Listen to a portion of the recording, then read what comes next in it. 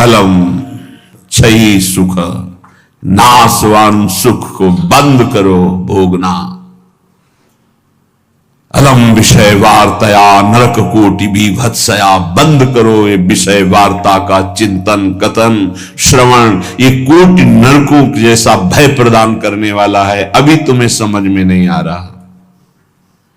ये विषय चित्र देखना, विषय चिंतन करना, विषय क्रियाएं करना बहुत करोड़ों जन्मों में किया है। थोड़ा संयम में हो जाओ। मानव जीवन की दिव्यता, आनंद की दिव्यता, उसका अनुभव करो, परमात्मा तत्व का अनुभव करो, नहीं पछताओगे। यहां से कुछ नहीं जाना। कह रहे हैं अलम क्षयी सुखा प्रदैर युवती पुत्र आदि कैर। ये बहुत बड़ा आकर्षण है हर हृदय में काम का। विपरीत शरीरों को भोगने की प्रबल इच्छा, यही हमारी दुर्गति कराती चली आई है। इसी का आकर्षण रोकना है। यदि हृदय में यह आकर्षण बना रहा, काम सुख के भोग के लिए विपरीत शरीरों के आकर्षण, शरीरों को भोग करके आनंद की अनुभूति करने की इच्छा, ये दुर्गति करा देती है। दुर्गति ये ऐसा दलदल है, इस दलदल में प्रथम बार जब से उतरे आज तक नहीं निकल पाए। धसता ही चला गया जो इस काम भोग रूपी दलदल में गिरा। इसलिए कह रहे अलम क्षयम सुख, नाशवान चिंता शोक प्रदान करने वाले इस सुखाकर्षण से बचो। जो शरीराकर्षण, इससे बचो, नष्ट हो जाओगे। तुम्हारे जीवनी शक्ति एक सीमित है। अभी यौवन अवस्था है, नष्ट कर लो, फिर किसी काम के नहीं रहोगे। ना भगवत चिंतन ना शरीर चिंतन का रह जाएगा। केवल शोक चिंतन, चिंता, भय और केवल नाना प्रकार की भयावह कल्पनाएं। बस संयम से नहीं चलोगे, धर्म से नहीं चलोगे तो कोई सुख तुम्हें कभी सुख प्रदान ही नहीं कर पाएगा। धर्मात्मा पुरुष धर्म पूर्वक जब सुख का सेवन करता है तो सुख उसे विरति प्रदान करता है, वैराग्य प्रदान करता है, फिर वो अनुराग के मार्ग में चल पाता है। इसलिए कह रहे कि क्षयम नाशवान सुख है, अक्षय परमात्मा सुख की तरफ बढ़ने के लिए तुम्हें मानव देह मिला था। लेकिन प्रदैर युवती, मुस्कुराहट, रूपा शक्ति, मृदु भाषण, नाना प्रकार की विलासिता, इसने तुम्हारे मन का अपहरण कर लिया है। बचाओ अपने मन को और मनमोहन की तरफ लगाओ, प्रभु की तरफ लगाओ। मान लो इन महापुरुषों की बात, आज तक कभी कोई तृप्त नहीं हुआ। कोई भी शरीर भोगों से अतृप्त होकर ही मरा और अगले जन्म फिर उन्हीं भोगों में लगा। बहुत सावधान। यदि बात समझ में आ जाएगी तो निहाल हो जाओगे, नहीं समझ में आएगी तो कभी पछताओगे इस बात को सोचकर। ये महापुरुषों के वचन है। धर्म पूर्वक भजन करते हुए यदि भोगों का सेवन करोगे तो वैराग्य हो जाएगा और भगवान के चरणों में अनुराग के मार्ग में चल पड़ोगे, गृहस्थ हो या विरक्त। अधर्म पूर्वक विषयों का सेवन करोगे, मलिन अंतःकरण, रागी अंतःकरण, हिंसक स्वभाव, क्रूर स्वभाव, ससुख वांछा, आसुरी स्वभाव वाला बन जाएगा, जीवन नष्ट हो जाएगा। सही बात कह रहे हैं। वित्तादि कैर, धन के द्वारा भोगों को संग्रह करके भोगने की इच्छा, ये महान पापाचरण कराती है। अवस्था हो गई है भोग त्याग कर भजन करने की, फिर भी रुपए के बल से भोग भोगने की प्रबल आकांक्षा, खरीद के भोगेंगे, भोग लो, पैसा है। अभी पुण्य के द्वारा, पूर्व पुण्य के द्वारा तुम्हारे पास जो श्री है, लक्ष्मी है, उसका दुरुपयोग कर लो। दुरुपयोग, चार भूखों को भोजन पवा देते उसी पैसे से तो तुम्हारी सदगति का कारण बनता। लेकिन चार भूखों से पैसे छीन कर अपनी वासना की पूर्ति में लगा दिया, वो तुम्हारे सर्वनाश का कारण बन जाएगी। किसी को भी बाहुल्यता भोगों की मिलती, संपत्ति की मिलती तो उसके भोग के लिए नहीं, समाज सेवा के लिए मिलती है। तुम्हारा जितना खर्चा है कम से कम खर्चा करके काम चलाओ, और तुम्हारे पास जो अधिक संपत्ति है वो दूसरों की सेवा में लगाओ, बीमार की सेवा में लगाओ, असहाय की सेवा में लगाओ, भूखों की सेवा में लगाओ, पशु पक्षियों की सेवा में लगाओ, तो धर्म बन जाएगा। और ये धर्मो रक्षति रक्षिता, ये दुर्गति से तुम्हारे धर्म रक्षा कर लेगा। लेकिन जिनके पास धन बढ़ता है उनके पास दोष बढ़ जाता है।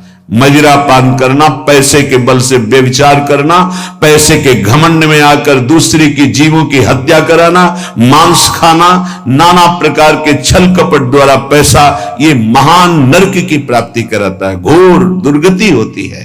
इसलिए कह रहे वित्ताधिक बचो, बचो, अधर्म के धन से बचो। ये बहुत प्यारा दिखाई देता है लेकिन तुम्हारा सर्वनाश कर देगा।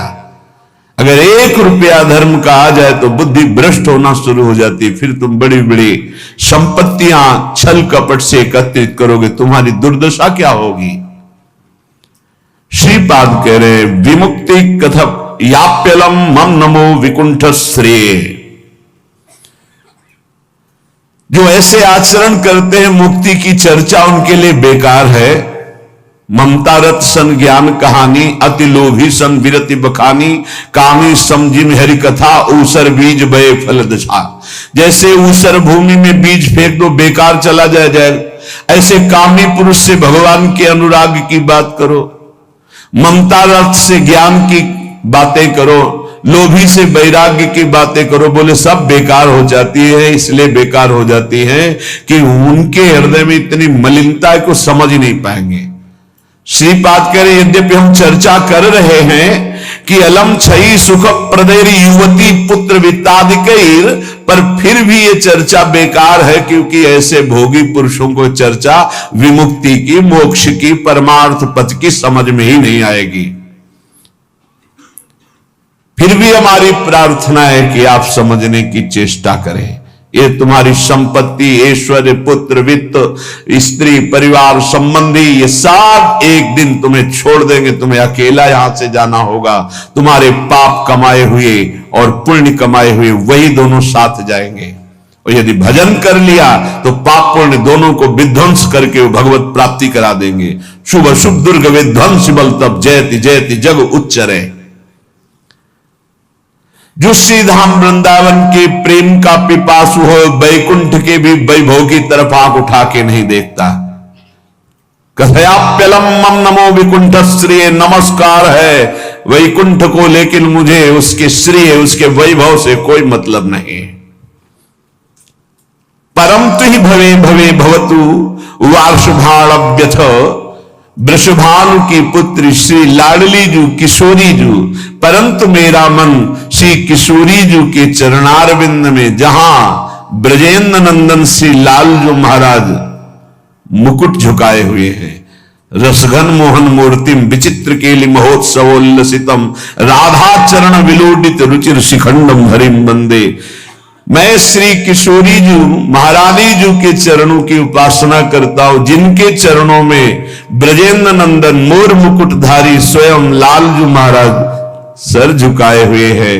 वही वृंदावन मेरा जन्म जन्म की आकांक्षा है, वही मेरा सर्वस्व वृंदावन है, जहां मेरी प्यारी जू और प्यारे जू विराजमान हैं। मुझे नहीं चाहिए वैकुंठ न वैकुंठ का वैभव। अब भी समय है। उपासक यदि आर्त भाव से भगवान से प्रार्थना करे तो प्रार्थना से बहुत जल्दी परिवर्तन होता है। भगवान सत हैं, चिदानंद हैं, प्रेमानंद हैं, करुणामय हैं, और एक भगवान का नाम है भक्ता अनुग्रह कारिणो। जो उनसे प्रार्थना करता है उस पर अनुग्रह कर देते, लेकिन प्रार्थना वही सुनी जाती है जो आर्त भाव हृदय से होती है। सच्ची मानना, तुरंत परिवर्तन देखा गया है। ये हम अपने जीवन की सैकड़ों बार की बात कह रहे हैं। जब कभी ऐसा आया है और प्रार्थना हुई है, मिनट पूरा होना मुश्किल हुआ है और उस प्रार्थना का उत्तर तत्काल मिल गया है। एक बार तो बस प्रार्थना करके हटे कि वह तुरंत उत्तर आ गया। वो ऐसे से ऐसा, अच्छा अच्छा, तत्काल तत्काल।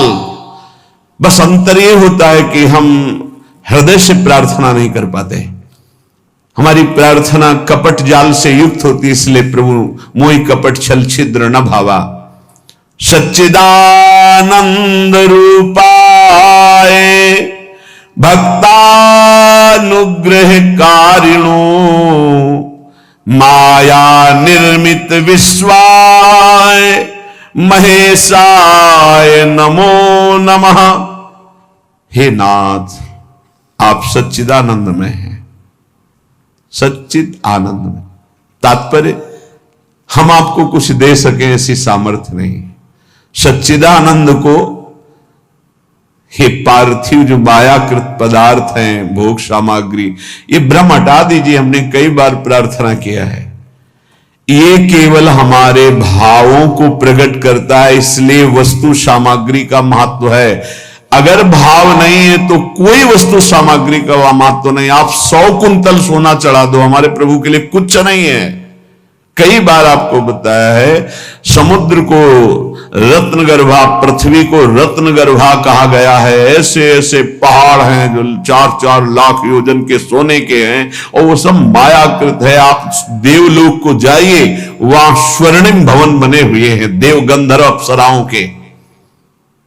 अमरावती पुरी कैसी बनी हुई है, पढ़ करके महाभारत में देखिए कैसी देवराज इंद्र की सभा है, कैसी वरुण जी की सभा है, कैसी लोकपाल अग्नि की, वायुदेव की, होश उड़ जाएंगे।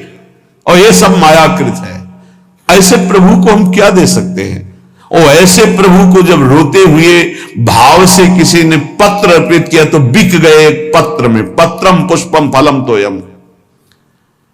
हे सच्चिदानंद प्रभु, आपके एक संकल्प से संपूर्ण सृष्टि प्रकट हुई है। ये प्रार्थना, मैं नीच आपको क्या दे सकता हूं नाथ? मेरे पास तो जो कुछ है वो सब आपका दिया हुआ है।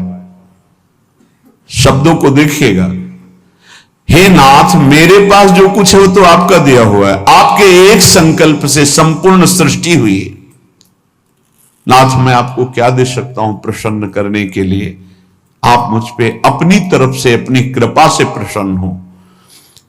जब मैं शरीर की तरफ देखता हूं तो रोगा हरन्ति सततम प्रबला शरीरम कामादयोप्यनुदिनम प्रदहन्ति चित्तम मृत्युश्च नृत्यति सदा कलयन् दिनानि तस्मात् त्वमद्य शरणं मम दीन बंधो। अब अगर हम विचार करें शरीर के लिए तो नाथ, शरीर में कोई न कोई परेशानी बनी रहती। रोगाहरन्ति सततम प्रबला शरीरम, ये प्रबल रोग शरीर को छीन कर रहे हैं। High blood pressure, low blood pressure, sugar, ये वो। हम क्या आपसे वादा करें कि हम ऐसी साधना करेंगे कि आप प्रसन्न हो जाएंगे? पहली बात बाहरी वस्तुओं की। नाथ, आपने एक संकल्प में अनंत ब्रह्मांडों का सृजन किया। स्वामी, मेरे पास जो वस्तु आपकी दी हुई है, मैं किस वस्तु से आपको रिझा सकता हूं? नाथ, वो तो आपकी दी हुई है। रही शरीर की बात, तो रोगाहरन्ति सततम प्रबला शरीरम, प्रबल रोग हमारे शरीर की शक्ति को छीन कर रहे हैं। अंदर आए सूक्ष्म शरीर, तो कामादयोप्यनुदिनम प्रदहन्ति चित्तम, ये काम क्रोध लोभ मोह मद मत्सर इतना गंदा किए हैं अंदर कि हम कैसे आपको कहें कि हम अंदर से आपका ध्यान धर पाएंगे? कभी काम अपना प्रभाव दिखाता है, कभी क्रोध अपना प्रभाव, कभी लोभ, कभी मोह, कभी अहंकार, कभी ईर्ष्या। नाथ, बड़ा गंदा हृदय है। और पूरे जीवन की तरफ देखें, वादा करें कि आज संकल्प लेते हैं कि 5 वर्ष हम ऐसा करेंगे, तो 5 मिनट का भरोसा नहीं।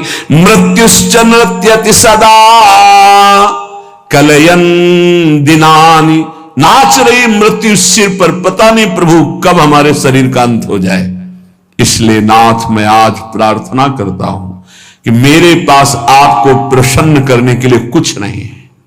आपकी दी हुई भोग सामग्री और ये शरीर रोगों का घर, मन विकारों के द्वारा अपवित्र, और प्रभु पूरा जीवन मृत्यु के हवाले। किस समय मेरी मृत्यु हो जाए मुझे भरोसा नहीं, पता नहीं।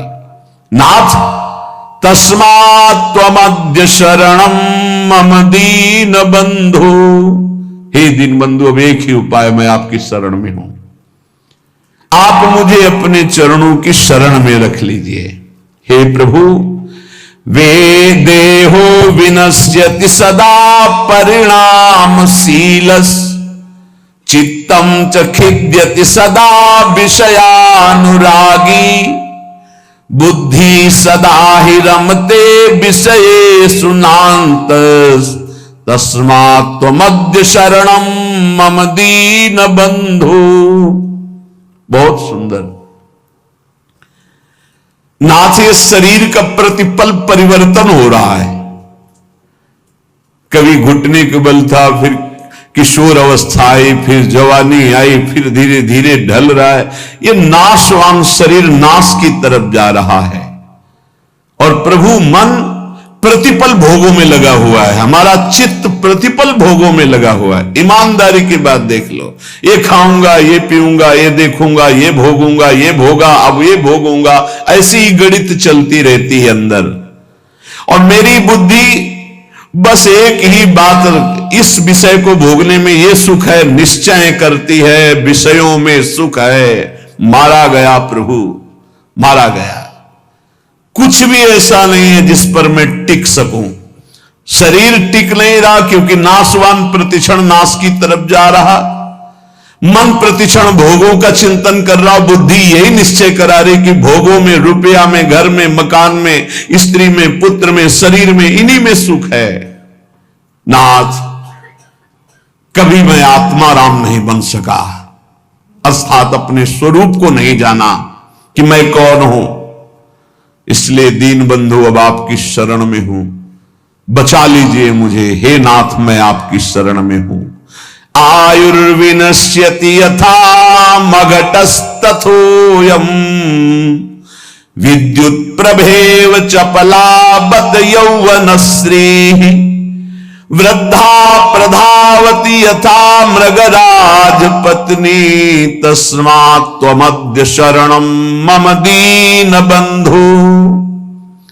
प्रभु, जैसे कच्चे घड़े के प्रभाव को जानो कि पानी डालते ही वो फैल जाता है, नष्ट हो जाता है। कच्चे घड़े में पानी नहीं टिकता। नाथ, इस तरह मेरा शरीर है, कच्चे घड़े की तरह, पता नहीं कब फूट जाए। जैसे पानी का बुलबुला बढ़िया दिखाई दे रहा है लेकिन किस क्षण फूट जाए उसका भरोसा नहीं, बिल्कुल ऐसे ही। विद्युत प्रभेव चपला बत यौवनश्री, ये जवानी, ये वैभव बिजली की तरह है। इसको भी देखा, बहुत चंद दिनों में नष्ट होते देखा। ये जो श्री अर्थात लक्ष्मी है, चपला है, इसे चंचला कहा गया है। ये किसी एक जेब में बराबर नहीं टिकेगी। वही रुपया लाखों लोग कह चुके हैं कि मेरा है और लाखों कहेंगे मेरा है, वो बदलता चला जाएगा, चपला है। आयुर्विनश्यति यथा मघटस्थ तोयम, विद्युत प्रभेव चपला बत यौवनश्री। ये जवानी, ये रुपया, ये भोग सामग्री, ये वाहवाही किसी की ब्याही हुई नहीं है। आज जवान हो, कल तुम्हारी दुर्दशा हो जाएगी। आज धनी हो, कल मांग करके तुम्हें खाने की भी हिम्मत नहीं रहेगी, ऐसी स्थिति आ जाएगी। बहुत होश में। वृद्धा प्रधावती यथा मृगराज पत्नी, जैसे सिंघनी खाने को तैयार है, ऐसे रोग युक्त वृद्धावस्था तुम्हारा इंतजार कर रही। जब धक्का लगा के घर से बाहर कर दिए जाओगे, कर्म के परिणाम में कुछ भी तुम्हारा नहीं, कोई भी तुम्हारा नहीं। ऐसे कितने उदाहरण हैं। इसलिए अभी दीन बंधु, प्रभु के नाम जपने का अवसर जप लो। अभी प्रभु की शरण में हो जाओ, तुम्हारा मंगल हो जाएगा। इस पर भरोसा मत करो। जब घटनाएं सुनते हैं तो लगता है कि लोगों को सीख लेनी चाहिए। अपने पुत्र को 10,000 करोड़ की संपत्ति कमा के दी, उसी पुत्र ने धक्का मार के बाहर कर दिया और रोता घूम रहा है कि हमें अपने घर में रख ले। ए भाई, हरिशरणम अगर ये जीवन में नहीं है तो तुम्हारा सब जीवन व्यर्थ चला जाएगा। आयाद व्योमम भवत्यधिको अविनीते कामादयो हि बलिनो निबला समाद्या मृत्युर्यदा तुदति मां बत किं बदेयम। हे प्रभु, ये जो रुपए की आय है ये जीव को पागल बना देती है, धर्म से भ्रष्ट कर देती है। ये भी देखा है, जितना अधिक रुपया आएगा उतनी बुद्धि भ्रष्ट होती चली जाएगी। रुपये का सदुपयोग कोई महाभागवत कर पाता है नहीं, रुपया बहुत बुरी तरह कर्म बिगाड़ देता है। जहां रुपया बढ़ा तो फिर कर्म बिगाड़ देता है, कुछ नहीं, भारी प्रमाद। ये जो आप लोग बैठकर सत्संग सुन रहे हैं, बड़ी भगवत कृपा है जो आप यहां आकर के सत्संग सुन रहे हैं, भगवत कृपा। संसारियों को भगवत चर्चा सुनने की ना प्रेरणा होती है, ना इच्छा होती है, ना समय दिया जाता है। और जिसे सत्संग नहीं मिला जीवन में, उसका जीवन कूड़ा बना रहता है, गंदे आचरण, गंदा खाना पीना, गंदा व्यवहार। भगवत प्राप्ति करना है, भजन करना है, ऐसा कहीं चिंतन ही नहीं है, कहीं चिंतन नहीं, बस कमाना, ये सत्य है संसार, ऐसा भाव, कमाना है, मकान बढ़िया बन जाए, रुपया बैंक बैलेंस हो, अमुक कार्य सोचते सोचते मर गया, फिर अगला जन्म हुआ, फिर यही सोच, कब तक चलता रहेगा। आयाद व्योमम भवत्यधिको विनीते। और जब आय अधिक होने लगती है और बुद्धि व्यभिचारी हो जाती है, धर्म से अधर्म की तरफ जाने लगती है, तो फिर उसका व्यय गंदे तरीके से होता है, गंदे तरीके से। जो धर्मात्मा पुरुष होते हैं उनका धन बहुत अच्छी तरीके, सो धन धन्य प्रथम गति जाकी, क्या अस्पताल खुलवा दिया निशुल्क, बढ़िया दवा, बढ़िया डॉक्टर, और जो असहाय गरीब है फ्री दवा उनकी, भोजनालय निशुल्क, किसी भी तरह का कोई छल कपट नहीं, जो रूखा सूखा सब फ्री पवार। ये धन का सदुपयोग, गौ सेवा, लाखों गौओं का, पशु पक्षियों का पोषण हो रहा है। ये विद्यालय खुलवा दिया, निशुल्क विद्यालय, फीस डॉक्टरों की, मास्टरों की, जो भी जैसे, वो सब अलग अपनी तरफ से, औषधालय, विद्यालय, ये सब वो धर्मात्मा पुरुष का ऐसे खर्चा होता है। अधर्मी का खूब शराब पी रहे हैं, व्यभिचार कर रहे हैं, कितने रुपए लगे आज के नाच में, इतने लगे पार्टी में, अस्पताल खुलवा देते तो पूरे तुम्हारा परिवार का कल्याण हो जाता, कितना लाभ मिलता। जो धनाभिमानी हैं उनके द्वारा धन का सदुपयोग नहीं होता, जो भगवत चरणारविंद के आश्रित है उनका सदुपयोग होता है। बोले प्रभु, अधिक आय होने पर धन का व्यय गलत तरीके से होने लगता है। नाथ, उसका प्रभाव यह हुआ कि काम आदि दोष बहुत बढ़ जाते हैं, बहुत बढ़ जाते हैं। कामादयो ही बलिनो निवला समाद्या, इतना निर्बल कर देता है कि बुद्धि से निश्चय ही नहीं कर पाता कि ऐसा करना चाहिए कि नहीं, वो ना करने योग्य व्यभिचार करता है। कामाद्या ही बलिनो निवला समाद्या मृत्युर्यदा तुदति माम बत किम बदेयम। क्या कहूं प्रभु, इतना निर्बल कर दिया काम ने कि अब अपने को रोक नहीं पाता हो। अब तो मृत्यु का दंड मिलेगा और नरक की दुर्गति भोगनी पड़ेगी। नाथ, अब तो आप संभाल लीजिए, आपकी मैं शरण में हूं। एक ही उपाय है, तस्मात्। अब एक उपाय है, आपकी शरण में हूं दीन बंधु, आप स्वीकार कर लो।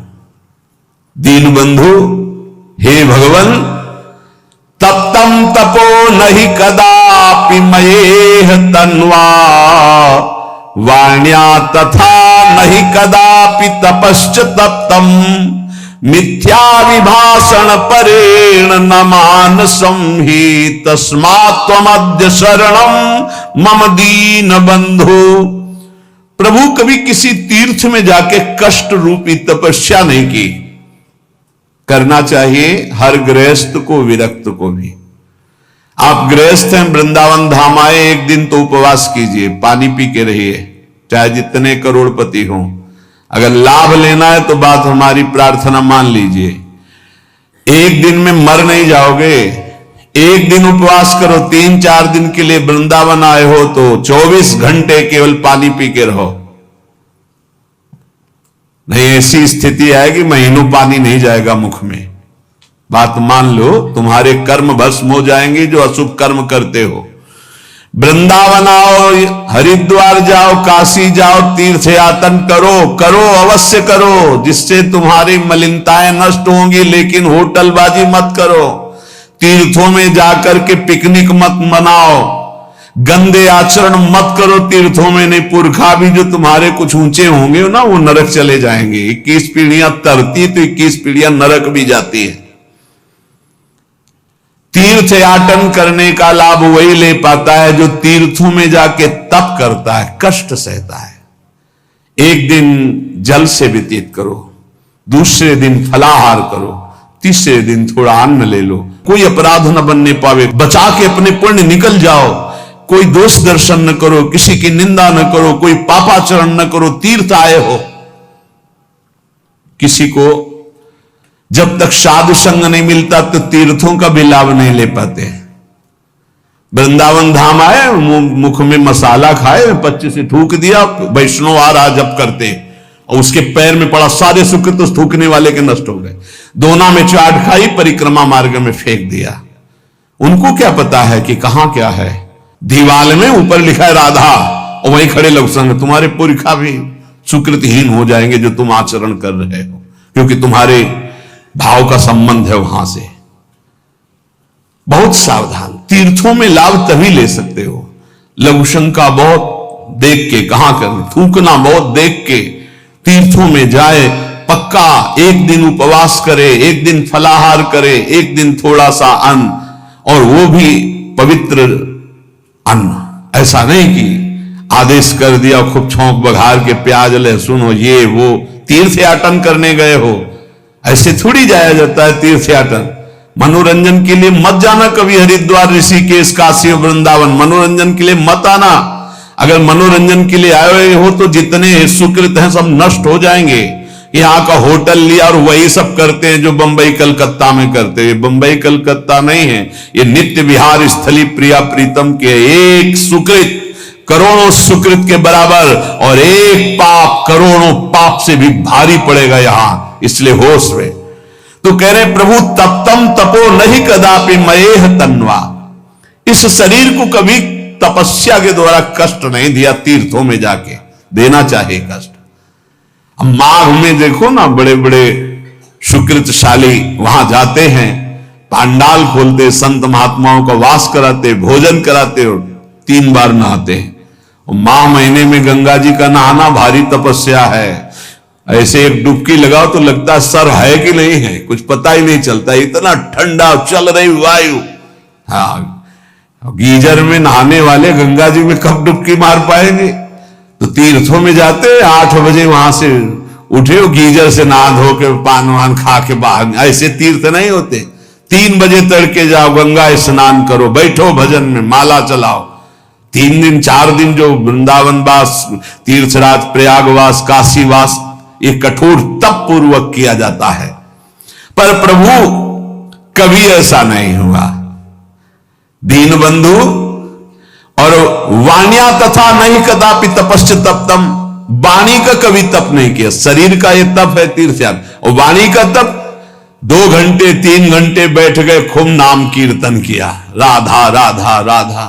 नाम कीर्तन में मन बड़े पुण्यात्मा पुरुष का लगता है। और नाम संकीर्तनम यस्य सर्व पाप प्रणाशनम, समस्त पापों को विध्वंस कर देता है नाम कीर्तन।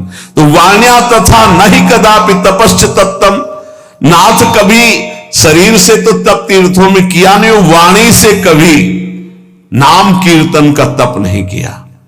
पूरी चतुरासी जी गा लिए, सुधा निधि गा लिए, यमुना के तट पर बैठ करके आए 2-4 दिन के लिए और परिक्रमा लगाए, नाम कीर्तन में बैठे, नाम कीर्तन किया, ये कभी तप नहीं किया। मिथ्याभिभाषण परेण, जबान से झूठ बोलना, गाली देना, निंदा करना, पापाचरण करना, प्रभु शरीर से पाप, वाणी से, और मानसम ही, और मन से प्रभु पूछो मत, मन तो सदैव पाप ही सोचता रहता है। तस्मात् मध्य शरणम मम दीन बंधो, हे दीन बंधु ऐसे मुझ नीच को अपनी शरण में रख लो।